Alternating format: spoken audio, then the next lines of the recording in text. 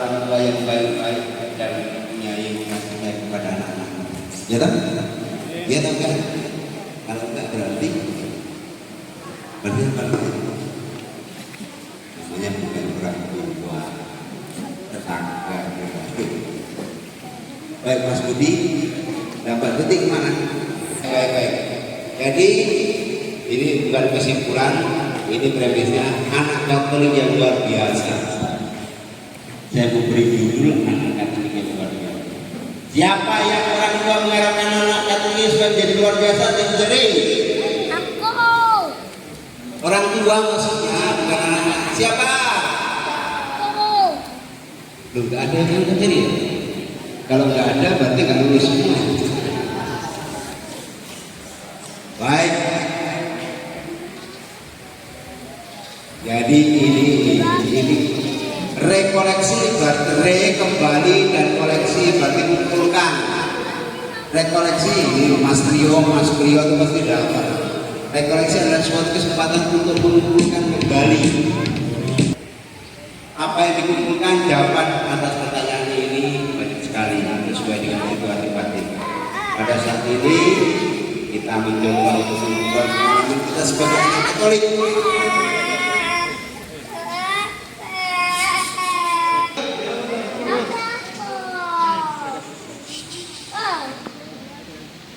Kita lanjut, berarti inilah gambaran. Ini gambaran siapa ini? Tema anak Katolik luar biasa. Kita itu di hadapan Tuhan, dan anak tentu anak yang sedang belajar dan bertumbuh. Anak Katolik berarti anak yang beragama, berkeyakinan, bukan berkeyakinan yang lain. Anak Katolik diharapkan tidak wajib. Diharapkan itu kalau memang orang tua punya hati sosial dan fakta rohani. Mengapa sebaliknya? Ini pertanyaannya. Mengapa sebaliknya seperti ini? Ini faktornya. Latar belakangnya orang tua kurang memberikan anak zaman now itu kalau hanya kata-kata sementara orang tua itu tidak menunjukkan keteladanan, tidak akan berhasil. Kita sebagai orang tua meminta kita supaya berdoa, anak kita supaya begitu juga, anak kita supaya bersekolah dulu, tapi kita tidak pernah melakukan. Anak itu akan mengatakan anak melihat perilaku orang tua karena kurang berada baik, maka tidak kurang berani menunjukkan identitasnya sebagai latar belakangnya apa? Karena pembelajaran pembatinan dan keteladanan di dalam keluarga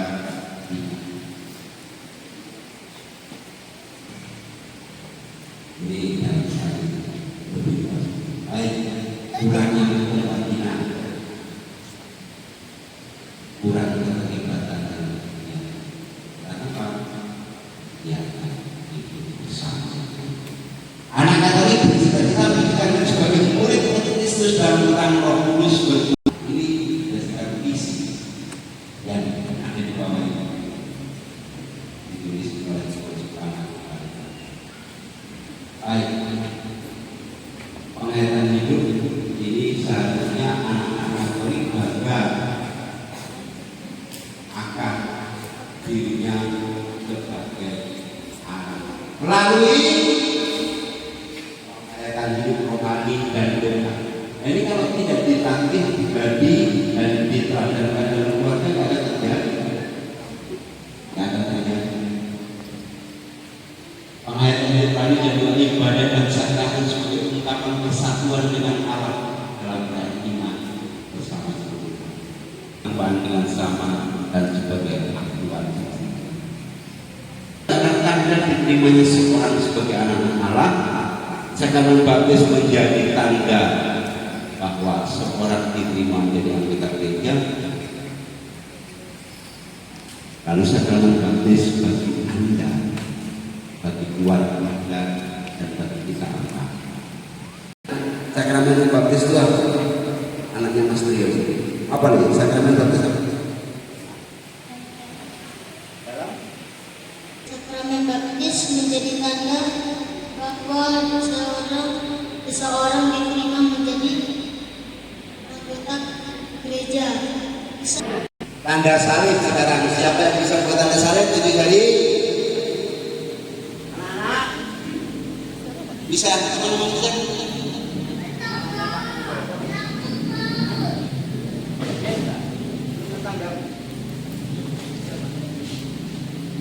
Mana mama?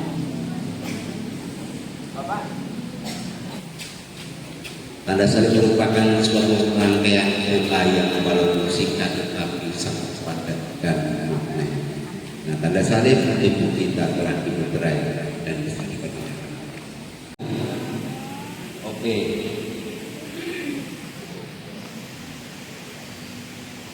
Karena itu kita percaya bahwa menjadikan itu suatu anugerah. Dengan dibaptis kita diangkat menjadi anak-anak Allah dan kita diberi hak waris harta surgawi dalam Yesus Kristus yaitu Kristus. Itu yang pertama. Maka ini bagi orang tua supaya ini nilai-nilai ini diajarkan agar karena ini mendoakan orang ini, memohon bantuan ini, memohon pertolongan dari orang itu pasti akan lagi mau ujian. Itu bisa hari Minggu ya iyalah wajib. Itu kan salah satu lima perintah sebagai orang Katolik, aku melanggar aturan. Kalau hanya sampai sebatas ini pemahaman kita, maka itu namanya keyakinan legalis.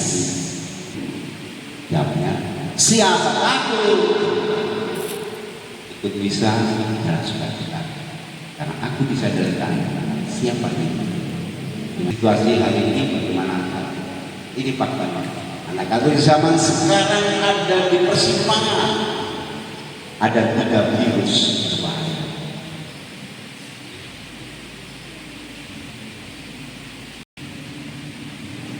Mas Priyo, orang ketaatan, egoisme, tidak mau. Individualisme itu mengarah pada diri, tidak tahan cerita, mudah. Ini bahasa kita, bahasa gaul, sekular.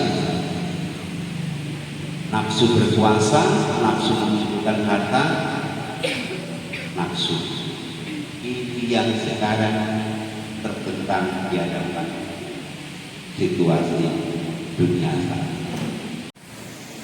Awas, aliansi ini yang perlu dikembangkan. Aliansi harus menunjukkan sikap persaudaraan. Kemudian samping harus kesetiaan dan tahan. Berikutnya, sekularisme harus beriman. Kata-kata kunci ini kalau menjadi prioritas keluarga akan berubah. Oke lah kata-kata.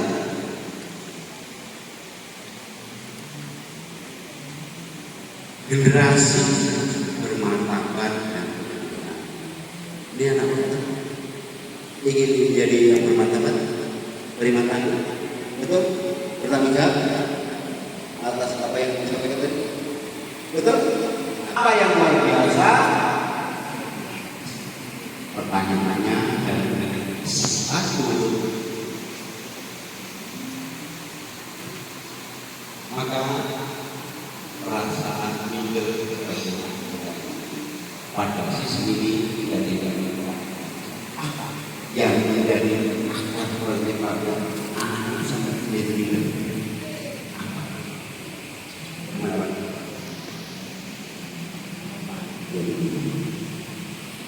Alasannya,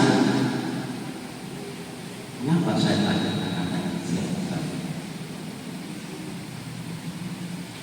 Mengapa saya tanya tentang identitas saya?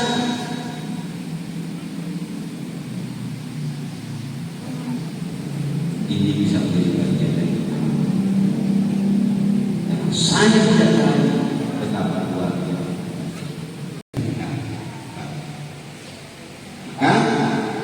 Iman yang kami kerjakan tidak ada karena dulu kita asal masuk. Iman yang masuk dari mereka fakta. Karena mungkin karena pengalaman nilai-nilai akhirnya kurang mampu sehingga akibatnya tatkala angin ada hujan, ada badai, akan runtuh belanda. Baik, banggalah Anda menjadi orang Islam. Bangga tak Pak? Bangga tak? Bangga betul? Tak salah Pak? Tak salah ya? Karena kita salah.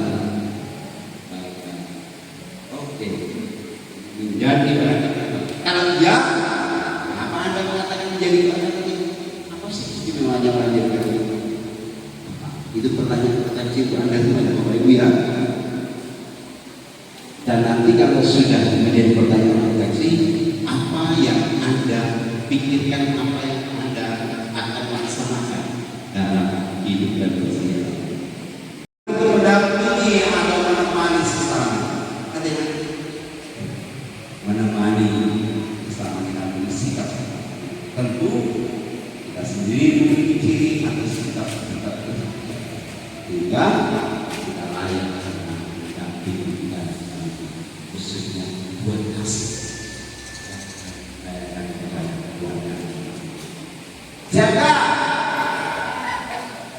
mahal itu, ngantuk, tidur aja, tidur ya. Baik, menjadi murid seperti menjadi masalah yang baru. Jadi orang tua perlu menanamkan kepada anak. Lalu tidak mampuan sendiri serta yang menerima kasih. Oke, lewat itu. Maka berterima kasih sebagai bentuk akti dari keinsafan dan ketidakmampuan serta kesetiaan. Syukur dan terima kasih dan makna sangat bagus. Harus menjadi yang dalam Yesus.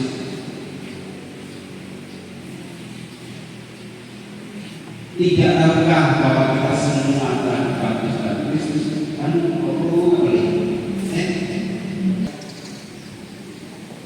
tiga hal yang terjadi dalam baptisan: pengampunan dosa, penanggungan dengan Yesus Kristus yang mau dan kami, dan akhirnya juga persekutuan kita dengan Allah. Ini tiga hal. Pengampunan dosa, dan kata Yesus Kristus 1370 mengatakan bahwa dosa kita sejak lahir ke dunia mewarisi dosa manusia pertama Adam.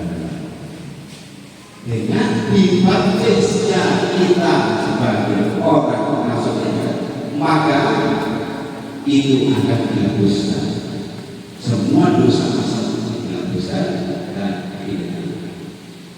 Lalu saat Kristus yang orang itu diidentifikasi tantangan. Kalau waktu sekarang ada istilah atau digunakan tapi nama Yesus itu dikenalkan. Jadi para keluarga dan orang-orang Israel itu nanti masuk dalam dunia sini, masuk dalam kematian. Maka kalau tidak ditetapkan di sebelah kita masuk dalam dosa hari pada saat kita bersama Kristus. Baik, baptisan bersama kita hari ini kita rayakan apa? Hari ini kita rayakan apa? Tidak salah.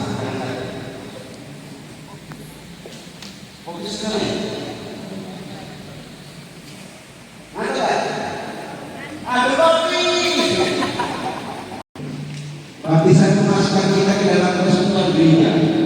Pertama, melalui baptis seorang dimasukkan ke dalam gereja dengan segala hak dan kewajibannya. Siapa yang baptisan bayi itu jadi masukkan 12 di belum kan? Belum kan? Belum sudah. Belum masukkan dulu. Biasanya masuk atau jadi melalui baptis seorang yang masuk dalam gereja dengan sekarang. Kedua, terjadi gerak dari ini tiap hidup dan buku dalam diri orang itu. Artinya dalam diri orang itu terjadi internalisasi semuanya. Seperti itu ada dinamika gerak dari kemajuan ini. Hampir setiap malam, hampir setiap malam, kecuali malam tertentu yang sering dikatakan gereja pernah kosong. Ini merupakan dinamika yang positif. Pada kehidupan iman semakin bertumbuh.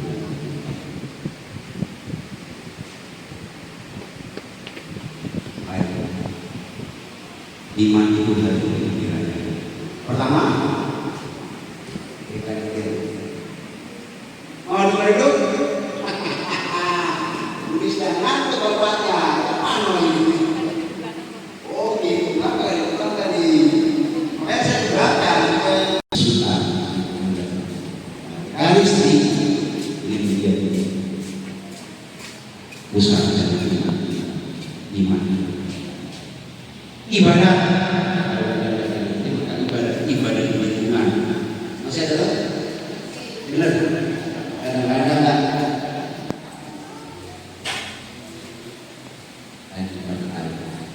anak Katolik luar biasa.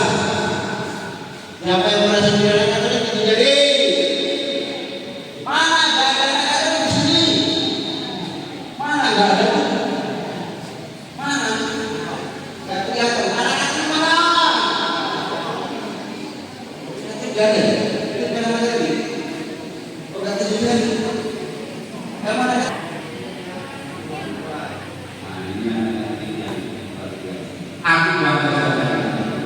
Yesus adalah kan biasa dibuat Yesus keluarga. Yesus mau berpisah. Yesus kau hebat. Aku berkata, kau berkata untuk berkata. Jadi anak-anak adalah saluran berkat bagi orang. Yesus luar biasa. Yesus kau dasar. Yesus kau hebat. Aku diberkati. Kau diberkati. Kau diberkati.